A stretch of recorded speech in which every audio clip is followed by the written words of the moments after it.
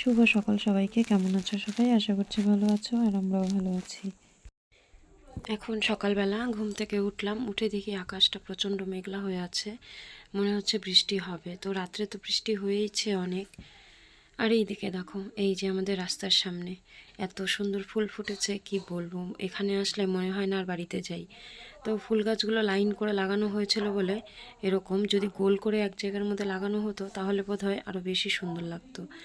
তো আমাদের বাড়িতে তো সেরকম একটা জায়গা নেই।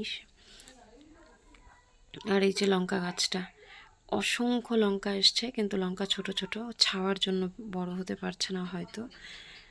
তো যখন এগুলো বড় হবে, গরম ভাতের সঙ্গে ভাজা টাজা দিয়ে লঙ্কার ডোলে খেতে বেশ ভালো লাগবে। রোজই আসি উঠোন ঝাড় দিতে বা এটা সেটা করতে, এসে একবার করে দেখে যাই আমি। আর গন্ধরাজ লেবুও অনেক হয়েছে, যদিও লেবুতে খুব একটা বেশি রস হয় না, কিন্তু এর যা ফ্লেভার তাতে মন ভরে যায়। তো গতকাল, মানে তোমরা গত ভিডিওতে দেখেছো, হাটে গেছিলাম, তো ওখান থেকে যা যা এনেছি সেগুলো এখন সকালবেলা চা দিয়ে খাচ্ছি। আর ছেলেকে দিয়েছি দুধ, হরলিক্স। খাওয়া দাওয়া করে তারপরে এই যে রান্নার ব্যবস্থা করছি। ভাত হয়ে গেছে, এখানে লাউ শাক। আমাদের মধ্যে জ্যৈষ্ঠ মাসে লাউ শাক আর খাওয়া হয় না, তো এই বৈশাখ মাসটা যতদিন আছে ততদিনই আমরা লাউ শাক খাবো। তো গতকালকে কেটে এনে রেখে দিয়েছিল বিকালবেলা, সকালবেলা কেটে কুটে ধুয়ে পরিষ্কার করে নিলাম। এখন ভাজা করব আদা দিয়ে আর কালো জিরে দিয়ে। আর এই যে আলুর চিপসগুলো একটু ভেজেছি, আর আলু গোল গোল করে কেটে তেলে ভেজেছি, ওটা দিয়ে সমুদ্র পাপা এই যে পান্তা ভাত খাচ্ছে। পান্তা ভাত খেতে আমি, আমার ছেলে, ওর বাবা, আমরা তিনজনেই পছন্দ করি, কিন্তু ওয়েদার ঠান্ডা থাকলে পান্তা ভাত খেতে ভালো লাগে না। তো দেখো লাউ শাক ভাজাটা কেমন হয়েছে। আর এই যেখানে পাট শাকের ঝোল, পাট শাকটা ওর দাদু ফুল করে নিয়ে এসছে। যদি আগে থেকে জানতো যে লাউ শাক রান্না হবে তাহলে হয়তো আনতো না। আমাদের বাড়িতে রোজ যত যাই রান্না হোক না কেন, শাকের একটা পদ থাকবেই, মানে শাক ছাড়া হয় না। আমার বাপের বাড়িতেও সেরকমই ছিল, আমার মা রোজ কোনো না কোনো শাক রান্না করতোই। তো সকালের খাওয়া দাওয়া শেষ হলো, তারপর এই যে ছেলেকে স্নান করিয়ে দিলাম, তারপর আবার ওর পাপা ছোটো মাছ এনে রেখেছে, ওগুলো রান্না করব। কেটে ধুয়ে পরিষ্কার করে নিয়েছি, কিন্তু রান্না হয়নি। তো ভাবলাম ছেলেকে স্নানটা করিয়েই দিই, ওয়েদারটা ঠান্ডা ঠান্ডা। আর যদি আমি রান্না আগে করতে যাই তাহলে অনেকটা দেরি হয়ে যায়। তো এখন এই যে ভাত বসিয়েছি, তারপর এই যে মাছ।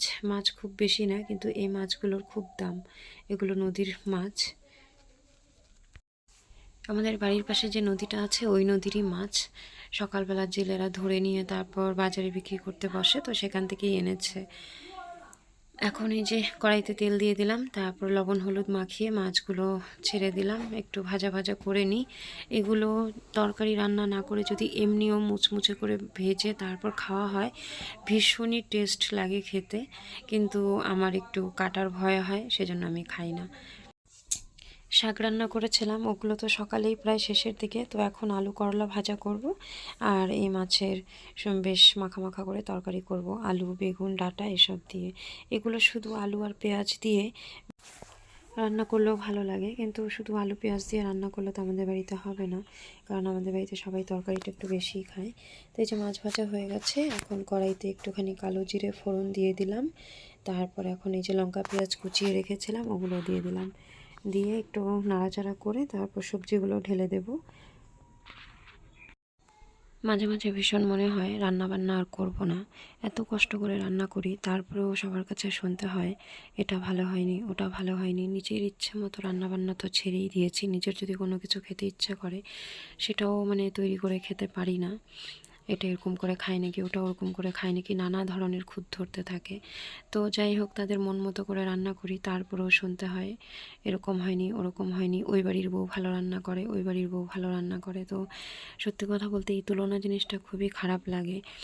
এক একটা মানুষ এক এক রকমের, এক একটা বাড়ির বউ এক এক রকমের, তো কারো সঙ্গে কারো তুলনা টানাটা আমার মনে হয় একদমই ঠিক না। মাঝে মাঝে বলতে ইচ্ছা করে, ওই বাড়ির বউ যখন ভালো তাহলে ওই বাড়ির বউকে এই বাড়িতে নিয়ে এসো, আমার কি দরকার। আজকে 3.5-4 বছর থেকে চেষ্টা করছি এদের মন জুগিয়ে চলার, কিছুতেই পারছি না। আগে ভাবতাম বাড়ির প্রত্যেকটা বউই বোধহয় খারাপ, শ্বশুর শাশুড়ি ভালো, কিন্তু এখন নিজেকে দিয়ে বুঝতে পারছি না এক গাছের ছাল কখনো আরেক গাছে লাগে না। তুমি যতই চেষ্টা করো না কেন এদের মন পাওয়া খুবই কষ্টের। এদের নিজের পেটের মেয়েটা খুবই ভালো হয়, পেটের মেয়েটা যেই কাজটা করে সেই কাজটা ঠিক, কিন্তু সেই একই কাজ যদি তুমি করো তাহলে সেটা ভুল। আর অসুখ তো হতেই নেই, একদম শরীর খারাপ তো হওয়াই চলবে না। যদি তোমার শরীর খারাপ হয় তাহলে তোমাকে হাজার রকম কথা শুনতে হবে। তো এখন আমি নিজেকে দিয়ে বুঝতে পারছি যত যাই করো না কেন এদের ভালোবাসা এই জীবনে পাওয়া হবে না। যারা যুদ্ধ করে থাকতে পারে, মানে মুখে মুখে তর্ক করে থাকতে পারে, তারাই একমাত্র টিকতে পারবে। আর যারা চুপচাপ থাকবে, সহ্য করবে, তারা টিকতে পারবে না। কারণ সহ্য তুমি কতদিন করবে? সহ্য করতে করতে সহ্যেরও তো একটা সীমা আছে। যাই হোক, রান্না তো হলো, এখন তরকারিটা নামিয়ে নিচ্ছি। জানি না কেমন হয়েছে, তবে তাদের ইচ্ছে মতো, তাদের মন মতো করেই রান্না করি, তারপরেও ভালো লাগে না। আসলে আমি নিজেই ভালো না। আমি যদি মানুষটা তাদের কাছে ভালো হতাম তাহলে আমার রান্নাও তাদের ভালো লাগতো। আমি হাঁটলে পরেও আমার হাঁটাটাও তাদের কাছে ব্যাকা মনে হয়। যাই হোক, সমস্ত কাজকর্ম সেরে এখন এই যে খেতে বসেছি।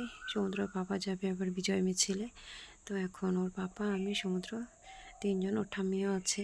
তো চলো, ভিডিওটা আজকে এখানেই শেষ করছি। সবাই ভালো থেকো, সুস্থ থেকো।